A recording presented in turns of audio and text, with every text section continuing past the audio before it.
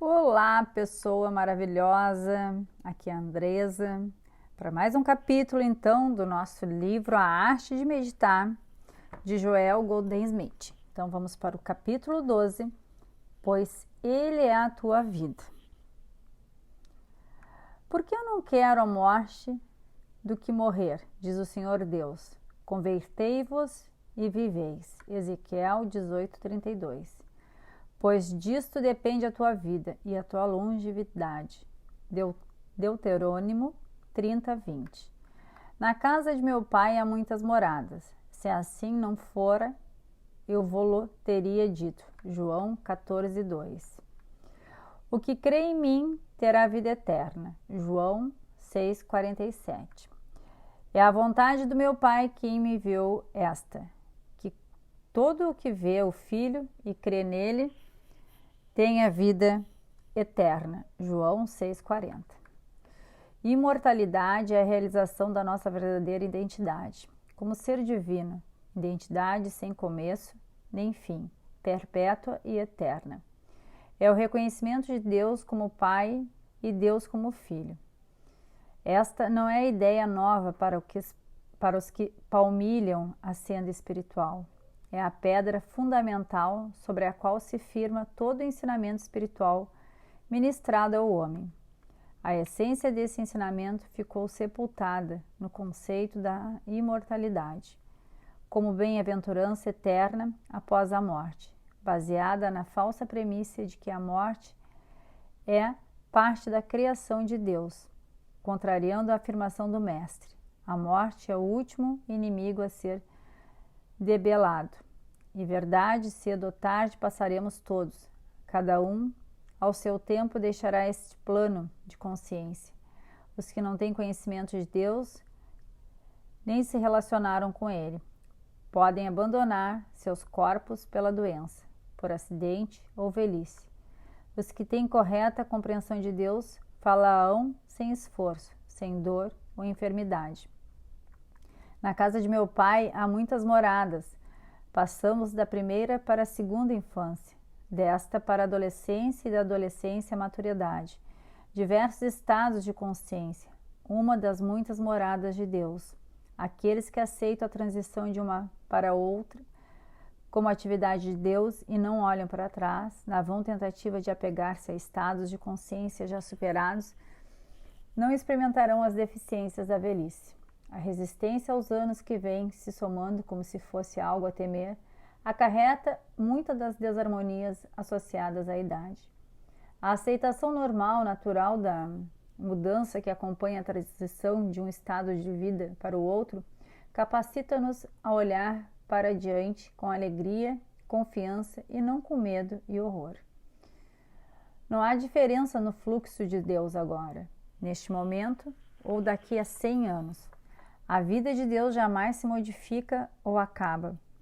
Ele determinou a cada um de nós um trabalho espiritual e nos conferiu sua habilidade que nos torna aptos a executá-lo.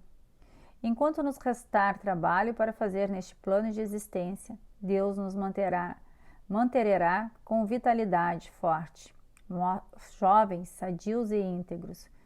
Com tal segurança, não confundiremos longevidade e imortalidade. Aquela é mera continuação do presente, senso físico de existência. Não devemos preocupar-nos com o breve espaço de tempo com que transcorrem nossos anos na Terra, mas na expressão de nossa individualidade eterna, para sempre a serviço do Pai.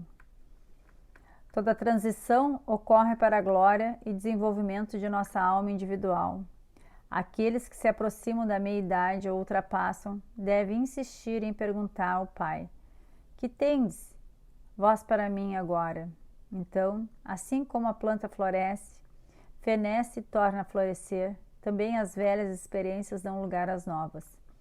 Passamos por muitas experiências que operam mudanças, mas a morte não faz parte de nenhuma delas. Cedo ou tarde, na senda espiritual, cada um alcança em seu desenvolvimento um ponto no qual compreende que no percurso do nascimento até a morte, um estado de consciência é substituído por outro. Assim, Assim, a experiência que chamamos morte é mera transição no decurso da vida. Morte, como atendemos, é a interpretação nossa do que testemunhamos. Mas os que obtiveram primeiro e sutil vislumbre de Deus compreendem que Deus é a vida eterna, sem começo nem fim, que Ele é a tua vida e a continuação dos teus dias. Essa visão surge apenas para aqueles que se elevaram acima do desejo egoísta, que é manter-se e manter os outros em servidão a uma forma familiar de pensamento. A lagarta deve emergir de seu casulo para tornar-se borboleta. Tudo e todos atravessam estados transitórios na evolução e aperfeiçoamento espiritual. Cada um, por fim, se encontrará sentado aos pés do trono de Deus, de volta ao lar paterno. Isso não significa a imortalidade da alma e a morte do corpo como usualmente é entendida. Deve o corpo morrer diariamente, as unhas e os cabelos são cortados e voltam a crescer. Células do corpo mudam constantemente e, a despeito dessa alteração, a consciência, nossa verdadeira identidade, permanece. O velho hábito mantido desde a infância incutiu em nós a ideia de que o corpo que nós vemos no espelho ou de que temos consciência é o eu, e identificamos o corpo como o nosso verdadeiro eu, ao invés de saber que ele nada mais é do que o instrumento para o nosso uso. Assim como o automóvel é um veículo que nos transporta de um lugar para o outro. Em hipótese alguma nos identificamos com ele. Sentimos-nos separados, à parte do automóvel, que utilizamos exclusivamente como meio de locomoção. Assim como o automóvel, o corpo também não é o seu eu real. Em uma fase ou outra de nossa experiência, abandonamos o conceito do corpo como soma total de nosso ser e aceitamos a verdade da nossa identidade espiritual como consciência. E a hora vai chegar em que cessaremos de viver como seres humanos. E isso não significa que será necessário morrer para alcançar nossa elevação espiritual. Não é a morte do corpo que importa, mas a transição que se processa na consciência referida por Paulo como morte todos os dias, para renascimento pelo Espírito. Eu morro diariamente, ego interior. Já não sou eu que vivo, é o Cristo, eu superior, que vive em mim. Todos os dias devemos conscientemente apartarmos das leis que governam a experiência humana e reconhecer a graça de Deus na realização consciente de nossa vida, no invisível como invisível pelo invisível. Nessa firme confiança no invisível, morremos espontaneamente todos os dias, e um dia morreremos compulsoriamente e renasceremos pelo Espírito. A partir de então, a vida será vivida em uma nova dimensão, inteiramente diversa. Deixaremos de permanecer sujeito às leis da física, viveremos pela graça. A transição não é substancialmente física, é um ato de consciência. Na metamorfose da lagarta, o verme se transforma em borboleta. O estado da lagarta envolveu-o para o estado de borboleta. A transformação se opera na consciência, exteriorizando-se como forma. Ao começarmos a penetrar nessa nova e espantosa ideia, perceberemos que esse eu sou é permanente e eterno. No princípio, Deus, a natureza de Deus, é a eterna essência que se manifesta como tu e eu. Deus mantém a continuidade da sua própria existência em sua forma individual, infinita para sempre. Todos os que existiram no princípio existem agora, e os que existem agora existirão para sempre. O corpo é o templo da vida, assim como o cérebro é o canal através do qual a inteligência se expressa. O corpo é o veículo através do qual se manifesta a vida. Pode a vida separar-se do seu templo? A vida é a substância de que o corpo é formado. Portanto, é o corpo tão indestrutível como a própria vida. Em mim está a força espiritual que funciona de dentro para fora. Eu não tenho força vital. Eu sou a força vital. Ela constitui o meu verdadeiro ser e flui de forma harmoniosa e infinita. Consciência é a lei e a atividade de meu corpo. Nada poderá jamais deter o ser que eu sou. pois eu existo independentemente do que o mundo chama de matéria. Eternidade é a natureza do meu ser. A atividade invisível da verdade, operando em minha consciência, renova-me, física, moral e financeiramente, dia a dia. O eu, meu ser invisível, manufatura tudo o que é necessário ao cumprimento da minha experiência terrena. Observo o meu corpo que passa da infância à mocidade, dessa maturidade e da maturidade à velhice. Ante essas sucessivas mudanças do meu corpo, eu permaneço o observador impenetrável, iniviolável, inato, intocável. Aos 9, 19, aos 90 anos, eu estarei observando todas as alterações do meu corpo, todas as modificações de sua expressão, sem jamais poder abandonar ou renunciar a mim. O eu sempre me governará e protegerá. Este minuto é o único instante que eu posso reconhecer. O que passou já não tem existência e o que vai passar amanhã ainda não tem. Para mim, o passado, o presente e o futuro são agora. E este agora em que estou vivendo é o agora que eu tenho vivido sempre. É o agora que sempre viverei. Não tem propósito olhar para uma vida daqui a 100 anos ou 200. Agora é o único tempo em que eu posso viver. É agora, nesse exato momento. Deus, a vida única, se expressa. Eu não expresso a vida. Ela se manifesta como ser individual e indestrutível. A morte não é aniquilação. Nada mais é que uma sombra. Capítulo 13. Não temas. Não temas, porque eu estou contigo. Não te desencaminharão, porque eu sou o teu Deus. Eu te confortarei e auxiliarei, e a destra do meu justo te ampara. Isaías 41, 10. Nesse estado de quietude, o poder da graça nos permeia e a presença de Deus flui em expressão imediata como nossa experiência. Recebemos a dádiva de Deus sem trabalho, sem esforço, sem afetação. Confiantes, tranquilos, permitimos que Deus se revele, se exprima. Permitimos que Deus viva em nossas vidas, que não haja mais eu e vós separados do Pai. Em união consciente com Deus, a mente repousa. Já não se preocupa com os problemas de hoje e do amanhã, porque a união da alma com Deus, a conscientização de Deus, revela com satisfação de toda a necessidade, mesmo antes que essa apareça. Preocupações, receio e dúvida desvanecem e resplandece o verdadeiro significado da palavra não temas. Em união consciente com Deus, a mente divina funciona como nossa mente, nossa experiência, nossa vida.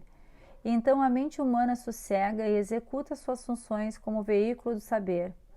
Esse estado de repouso é a mente interior jamais atingida no mundo das facticidades. Mesmo um pensamento, um conceito sobre a verdade é uma facticidade, motivo porque muitas vezes não conduz à paz. Dedicar a mente à repetição de julgamentos estereotipados sobre Deus é uma atitude vã, porque Deus é o princípio criador e só pode ser conhecido quando a mente humana está em silêncio. Não são os pensamentos sobre Deus que resultam em graça. Deus é a consciência do ser individual, é o infinito, é a medida desse ser. Nada vos pode ser acrescentado, nada vos pode ser tirado. Nenhum bem pode vir a vós, nenhum mal pode alcançar-vos. Toda a infinitude do bem está dentro do próprio ser. Filho, está sempre comigo. Tudo que eu tenho é teu. Tudo o que Deus é já está confirmado dentro de ti. És aquele ponto na consciência, através do qual se revela a natureza infinita de Deus. Contudo, o bem não pode fluir para ti. Ele se expressa de dentro e flui sobre os que se apercebe de tua consciência, certeza da verdade. É necessário apenas refrear o pensamento, abandonar toda a ideia da angústia e temor. É necessário ficar tranquilo. Tranquiliza-te e sabe, na quietude e na confiança está tua força, tua paz, firmeza e segurança. Não nos abrigos contra bombas, nem nas contas bancárias, mas em teu reino, em tua paz. Nessa quietude, nessa confiança, reside com repouso, proteção, cooperação, cuidado e segurança. Não temas, eu estou contigo e ficarei até o fim do mundo. Deixa a tua carga aos pés, solta o teu fardo na certeza de que todo o bem está incorporado, abrangente dentro do teu próprio ser. Jamais te deixarei, nunca te abandonarei. Se instalares teu lar no inferno, lá estarei contigo. Se vagares pelo vale da sombra e da morte, estarei contigo. Apenas vagueia sem buscar, quieto, confiante e seguro. Não há paz, não há descanso para os que buscam fora do teu próprio ser. O reino de Deus está dentro de ti. Aceita meu reino e tranquiliza-te. Ouve minha promessa, agora, não amanhã. És filho de Deus, és o meu herdeiro juntamente com Cristo de todas as riquezas celestiais. Agora, não amanhã, não ontem. Não existe para ser consigo, nem há pensar e nem há pesar pelo ontem. Há somente esta vivência agora, este instante de repouso em mim, de confiança em mim. Todo o poder está instituído dentro de vós. Não depositeis vossa fé, não tenhais confiança em princípios potentosos que sejam. Não temeis o que for criado, confiai no teu Criador. Ao acaso a criação significará para vós mais que o Criador? Temeis o que Deus criou? Há outro Criador além de Deus e outra criação separada dele? Não temeis o que o homem possa pensar. Dizer, fazer, não vos atemoreis com os inventos da mente humana. Os pensamentos dos homens não são meus pensamentos, disse o Senhor. Não esperei bênçãos, nem temeis maldição de pensamentos humanos. O mal que os homens praticam não se eleva além deles mesmos, pois todo mal é autodestruidor. Destrói aquele que o engendra, jamais aquele para quem foi planejado. O mal somente é poder para aqueles que lhe confere poder de si mesmo. Não tem mais poder do que a sombra em uma parede. Se acreditardes que os outros podem ofender-vos e que podeis ofender os outros, sofrereis, não pelos que vos fizeram, nem pelo que parte da vossa própria consciência. O dano sobrevém não dos outros, mas de vós mesmos, pois vós vos extraviastes da verdade. Abandonai a crença de que o bem ou o mal pode acontecer-vos. Não temais pensamentos ou atos dirigidos contra vós ou contra alguém.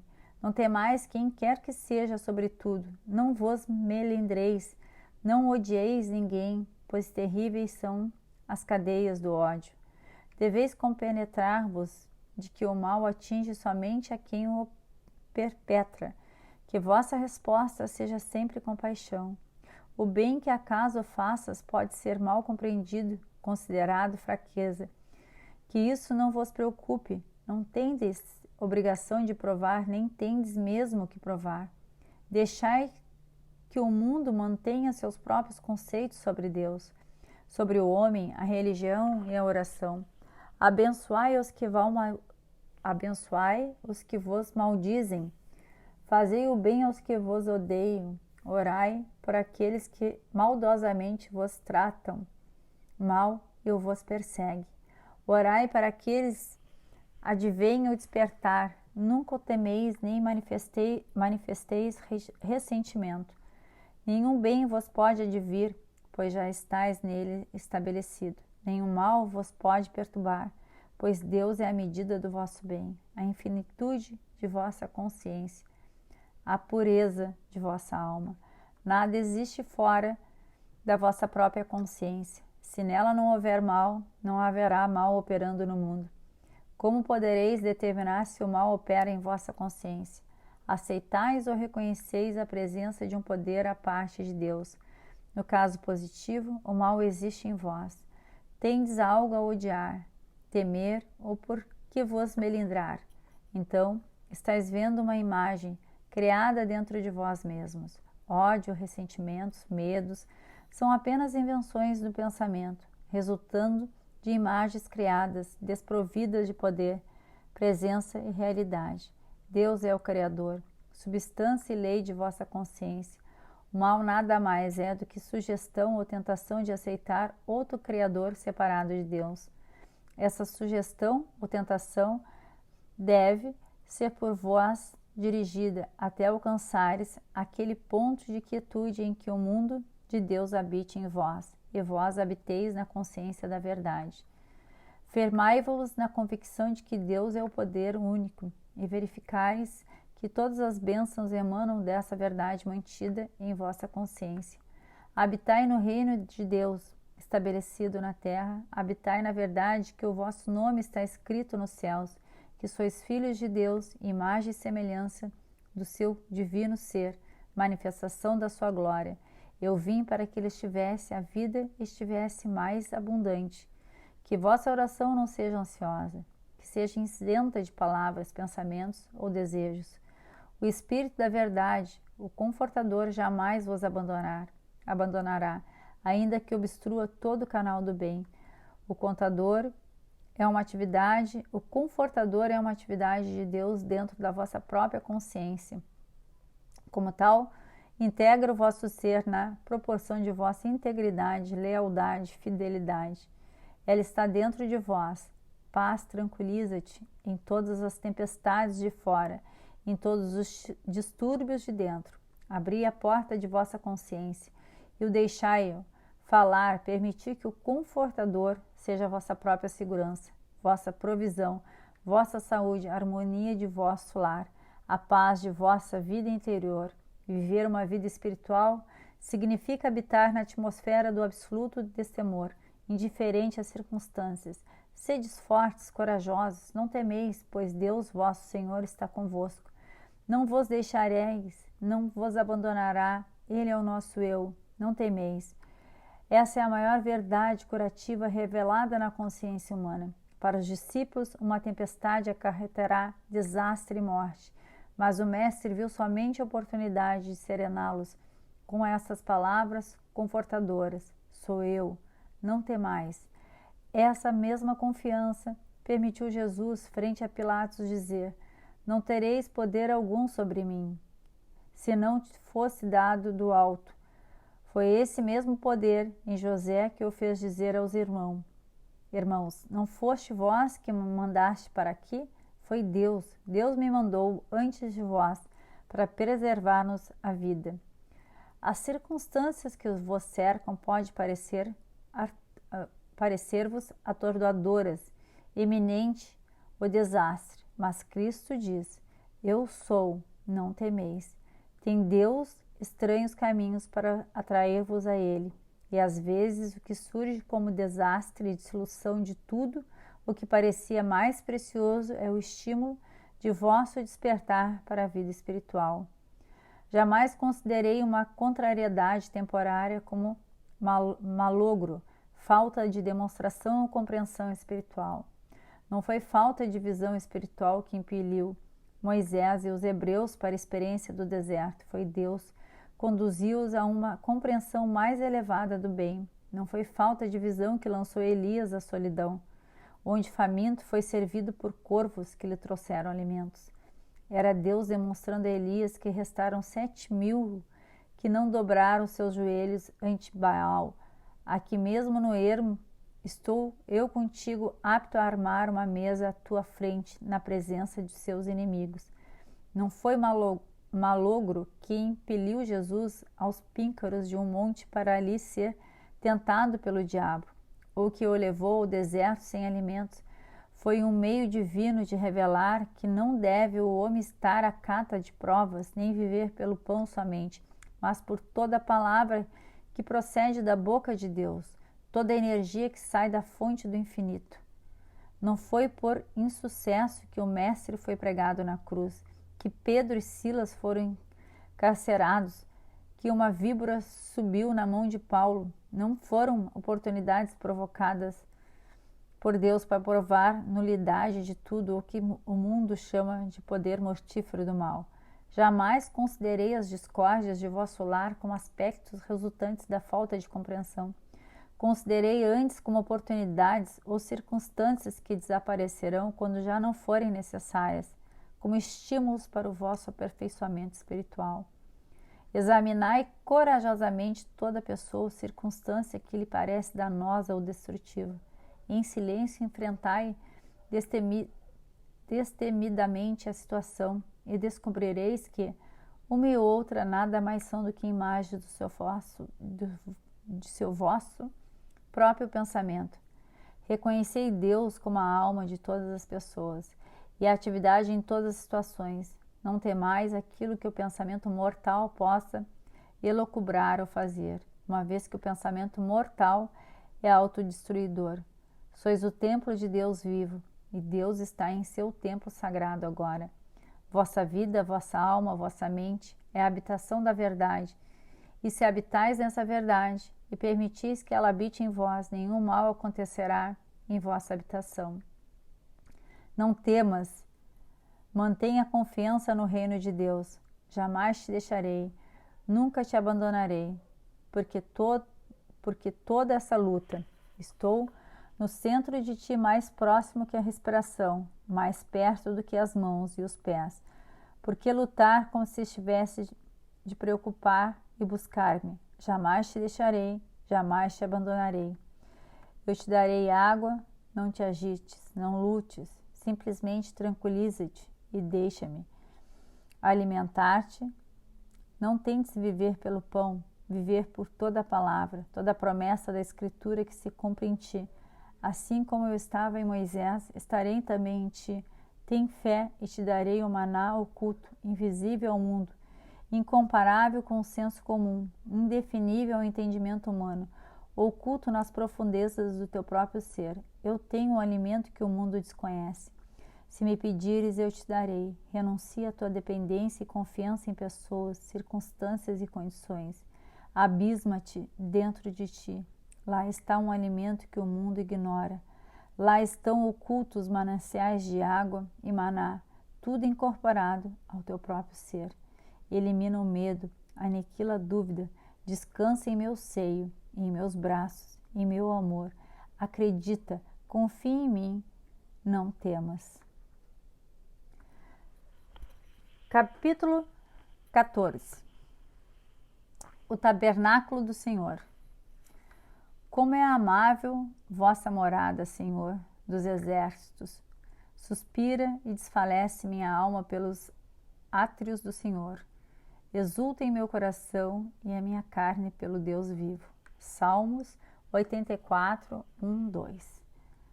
Só uma coisa peço ao Senhor. Esta ardentemente a solicito, morar na casa de Deus todos os dias da minha vida, para fruir as delícias do Senhor e contemplar seu templo. Salmos 24. Senhor, quem há de morar em vosso tabernáculo? Quem há de residir em vossa montanha sagrada? O que tem as mãos inocentes e o coração puro. Salmos 15, 1, 2. Povos de todas as crenças têm tido seu lugar sagrado de adoração, templo, mesquita ou igreja, onde o devoto possa dirigir-se a seu Deus, dentro do santuário, com a estrutura e objetos de devoção próprios para que a alma se volte para Deus. Na realidade, porém, o encontro com Deus face a face não depende de adoração em lugar determinado e nem de adesão a qualquer cerimonial prescrito.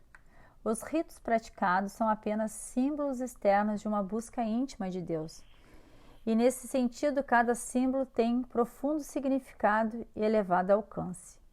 Uma ilustração dessa busca de Deus repleta de simbologia é a adoração no tabernáculo do Senhor, minuciosamente descrita no Velho Testamento.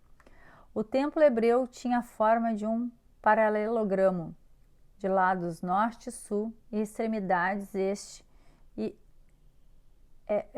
e oeste. Compunha-nos 3 partes: paço, lugar sagrado e santuário. O paço era franqueado a todos para adoração. Aí na parte da entrada se localizava um braseiro ardente, um grande altar bronzeado em que eram queimadas oferendas voluntariamente trazidas pelo povo. Entre o braseiro e a porta de entrada do templo situava-se um lavatório construído em mármore, onde os sacerdotes lavavam as mãos e pés antes de ofertar os sacrifícios ou de entrar no templo. O lugar sagrado era acessível apenas aos sacerdotes. Em uma mesa de madeira localizada na face norte, ficavam expostos 12 fatias de pão ázimo, divididas em 2 pilhas. Esse pão significava a abundância de Deus e da graça, e semanalmente era substituído. Alguns intérpretes da Bíblia chamavam-no de pão da presença, o símbolo da presença de Deus. O lado oposto do templo, em sentido transversal à mesa, sustinha um candelabro de ouro com 3 ramos de cada lado, de onde pendiam saliências amendoadas que formavam receptáculos para 7 lâmpadas neste. O óleo queimava constantemente. Junto à entrada do sacrário havia um altar dourado de feito semelhante ao colocado no paço, no qual ardia incenso posto pelo sumo sacerdote pela manhã e à tarde. No tabernáculo, o lugar mais santo era o sacrário, disposto além do lugar sagrado. Nesse recinto eram depositados símbolos do maior significado para o ritual e apenas uma vez por ano tinham os sacerdotes permissão para atravessar os sagrados limites. Aí repousava a Arca da Aliança, uma caixa de madeira coberta de ouro, onde, segundo a crença, a presença de Deus podia ser notada, mas apenas os de mãos limpas e coração puro podiam encontrar o caminho da presença. Agora, através da meditação, tentamos alcançar o significado espiritual do simbolismo desse templo de adoração. Começamos pelo paço, no altar bronzeado onde eram acolhidos todos os que entravam. Os adoradores consumavam um sacrifício que consistia em entregar às chamas alguns objetos materiais de valor intrínseco, como prova de sinceridade e vontade de a tudo renunciar na tentativa de alcançar Deus. Tinha o devoto despojar-se de tudo que constituísse barreira à sua comunhão com Deus, pronto a lançar no fogo purificador todas as coisas que se tornassem empecilho ao seu progresso. Essa prática simbolizava o sacrifício do senso da personalidade, já que ninguém pode aproximar-se da presença de Deus sem antes abandonar sua fé e confiança nas dependências humanas.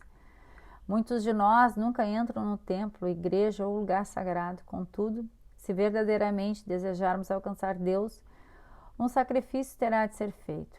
Como será ele neste mundo moderno, se estivermos dispostos a alcançar o sacrário? Qual a barreira que obstrui o nosso progresso? Não será a velha prática de adorarmos tantos ídolos, esquecendo o primeiro mandamento: não adorarás outros deuses antes de mim? Os deuses que adoramos hoje não são imagens esculpidas como outrora. Em seu lugar são idolatradas fama, posição e fortuna. Estamos continuamente à procura de alguém ou de alguma coisa para nossa satisfação e esperamos das pessoas amor e gratidão ao invés de considerar Deus como fonte ou mantermos na crença de que nosso suprimento e segurança depende de empregos, investimentos e contas bancárias. Não podemos nos aproximar da presença de Deus oprimidos pelo peso de nossas cargas, mesmo que seja o desejo de que Deus interferir em nossos negócios mundanos. Lembrai-vos da Arca da Aliança. Deus está no recesso do templo e antes de ser atingido, todas as barreiras devem ser removidas. Assim iniciamos a cerimônia do sacrifício, lançando figuradamente ao braseiro todas as nossas dependências humanas. Devemos renunciar nossa concepção material de riqueza e saúde sem renunciar a elas. Ao contrário, como esses conceitos humanos são regalados a uma completa dependência de Deus, podem eles permanecer em abundância e em harmonia crescentes. Portanto, compreendamos, não é exigido lançar fora nossas posses pessoais. O que deve ser sacrifício é a crença de que a riqueza material constitui a nossa garantia. A menos que essa crença seja rejeitada, não podemos realizar nossa integração com Deus. A carência e limitação são experimentadas na proporção em que aceitamos a concepção materialista de que o dinheiro é sinônimo de fonte de suprimento. A recíproca é verdadeira, o abastecimento é feito na fonte, mas a fonte é a substância de que o dinheiro é formado. e que a consciência da verdade, a consciência de vossa ligação com Deus, conscientizando a certeza dessa identidade, não sofreremos mais com carência ou limitação, pois essa compreensão é a substância produtora de suplemento. O mesmo princípio de sabedoria ocorre com a saúde. Comumente, a ideia de saúde refere-se a um coração que pulsa novamente, um fígado que segreda a quantidade adequada de bile, pulmões que inala e exala ritmicamente, de trato digestivo que assimila e elimina satisfatoriamente, e de outros vários órgãos e partes do corpo que executam suas funções naturais. Deve ser abandonado o conceito de que órgãos e funções sadias constituem saúde. Saúde é a concepção de que Deus é a fonte de toda atividade e substância de toda forma. Deus é além em sua criação. E essa sabedoria espiritual manifesta-se como saúde. Os conceitos citados de riqueza e saúde são dois entre muitos outros que devem ser eliminados. Comecemos onde, neste momento, nos encontraremos em nível de consciência. No íntimo de nossas mentes e corações, verificamos que abrigamos um conceito de natureza mortal, material, limitada, finita, seja sobre riqueza, saúde, família, amigos, posição social e fama. Renunciamos aos conceitos humanos para aceitar em troca uma noção espiritual mais elevada do ser. Sacrifiquemos o desprezível para receber o que é divinamente real. Erram caminhos que buscam Deus no intuito de obter satisfações pessoais. Deus só pode ser encontrado após a completa renúncia a todo desejo, exceto o desejo de entregar-se ao seu amor e sua graça. Nesta meditação, iniciamos o sacrifício. Eu renuncio a todo impedimento, a todo estorvo material e humano, a tudo que possa ser interpor entre mim e Deus. Tua presença reside a plenitude da vida. Eu renuncio a todo desejo que acalentei, a não ser um. Tu és tudo que busco. Deixa-me ficar em tua presença. Tua graça me basta. Apenas a tua graça. Eu renuncio ao desejo de alguém, de lugar, de coisa, de circunstância. Eu renuncio até a minha esperança de um céu. Eu renuncio a todo desejo de reconhecimento, recompensa, gratidão, amor e compreensão. Estou satisfeito com a tua graça. Se puderes sentar-se aqui e segurar tua mão, nada mais reclamaria. Jejuaria mesmo o resto dos meus dias. Permite que eu segure tua mão, e jamais terei fome, jamais terei sede. Deixe-me apenas segurar tua mão, permanecer em tua presença. Havendo-nos despojado de todas as dependências humanas e materiais, lançando-as no braseiro ardente, estaremos prontos para o próximo passo, a curta distância para além do braseiro. Fumegante está o grande receptáculo cheio de água. É o lavatório em que se realiza o rito da purificação. Este já não é simples operação física como foi o lançamento de nosso sacrifício ao fogo. Aí tem o adorador a oportunidade de purificar-se tanto externa como internamente. Ninguém precisa ser informado ou informar a própria mente sobre as coisas das quais deveria se purificar, pois cada um conhece o seu próprio íntimo. O sacrifício e a purificação das concepções humanas sobre os valores nos preparam para o ingresso no lugar sagrado. Aí permanecemos frente à mesa do pão, mantido sempre fresco e abundante, não com o propósito de nos banquetear, mas como sinal evidente da onipresença de todos os bens. Contemplando essa mesa, eleva-se de nós uma confissão silenciosa de que, assim como o pão está sempre presente no sacrário, assim também, neste momento, o pão da vida e tudo que representa plenitude aqui se encontra. E onde é aqui? Onde estou exatamente? Onde estou? Aí está a onipresença da substância da vida, a insígnia da vida, a harmonia e o bem, porque tudo isso é o dom de Deus. Essa dádiva é onipresente, infinita, por constituir essência infinita da vida. Sacrifício, purificação e contemplação da abundância de bem serve de preliminar para a expressão da consciência. A presença permanece da luz espiritual. é representado pelo candelabro de 7 braços, localizado no lado esquerdo do sacrário. Os sacerdotes do templo usavam 7 lâmpadas porque 7 exprime totalidade. Ante este símbolo de luz espiritual, a luz inextinguível do Cristo começa a interpretar a consciência, a invadir o nosso ser e gradualmente, subitamente, a consciência desperta para a verdade de que precisamente no lugar onde estamos meditando está a onipresença e a totalidade da sabedoria, da compreensão e da vida espiritual. A luz de Deus, a plena iluminação espiritual se contempla dentro de nós nesse momento, permanecendo em meditação diante desse candelabro 7 vezes iluminado. Sentimos a convicção de nossa integração em Deus e permitimos que essa luz flua e se manifeste visivelmente.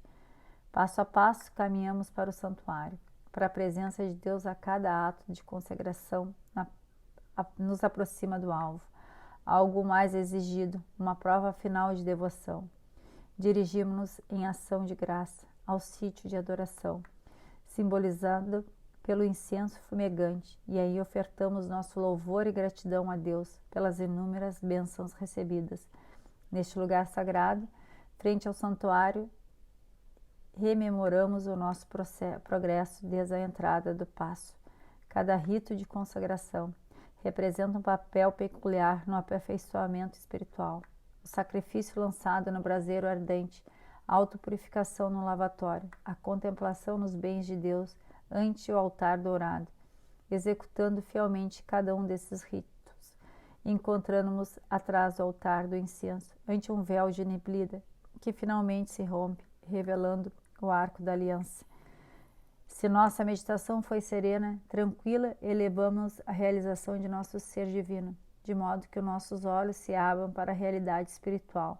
Então, contemplamos o grande mistério. A névoa se desvanece, a cortina se descerra e nos encontramos na presença de Deus, que se anuncia e nos lembra. Estou sempre contigo. Contigo estava quando iniciaste tua busca, mas a névoa ante teus olhos nublava a tua visão e tu não podias me ver-me. Tua consciência se achava adormecida por conceitos materialistas. A névoa não podia dissipar-se enquanto os motivos que o determinavam não foste removido. Então, e só então pudestes encontrar-me, ouvir minha voz, sentir minha presença. Seja qual for o estado de consciência que se encontre o buscador, sacerdote ou neofótito, existe para ele um caminho que finalmente o levará à presença de Deus. Pode esse caminho ser singular ao indivíduo, ou se assemelhar a qualquer forma estabelecida de adoração religiosa. Jornadear do espaço externo até o santuário no templo hebreu, depositar uma flor aos pés da estátua de Buda, peregrinar a Meca, banhar-se no Ganges sagrado ou ajoelhar-se na catedral em Santa Comunhão, beber o vinho simbólico e comer o pão sagrado, seja qual for a simbologia empregada, será infrutífera enquanto não for discernido o significado da forma. A meditação em que nos empenhamos veste o símbolo da realidade da vida. O ato do sacrifício, purificação e devoção devem ser executados por todo aspirante, não como cerimonial exigido por regulamento, mas como ditamente do coração. Poderemos chegar à presença de Deus somente quando o coração clamar a alma. O reverenciar, ninguém pode atingi-lo, a não ser em um estado de sacralidade. Outrora, somente os sacerdotes eram considerados dignos de ser admitidos no santuário. Hoje, porém, com nosso esclarecimento, qualquer homem ou mulher que tenha compreensão da sua verdadeira identidade é um sacerdote e poderá encontrar o caminho do santuário interior. É sacerdote todo aquele que alcança determinado nível de consciência de Deus. Tal pessoa serve a Deus e por ele é mantido. O divino pão da vida o alimenta, tornando-se a luz do mundo, canal através do qual a sabedoria, amor, vida e verdade espiritual flui para aqueles que ignoram a fonte dos seus bens.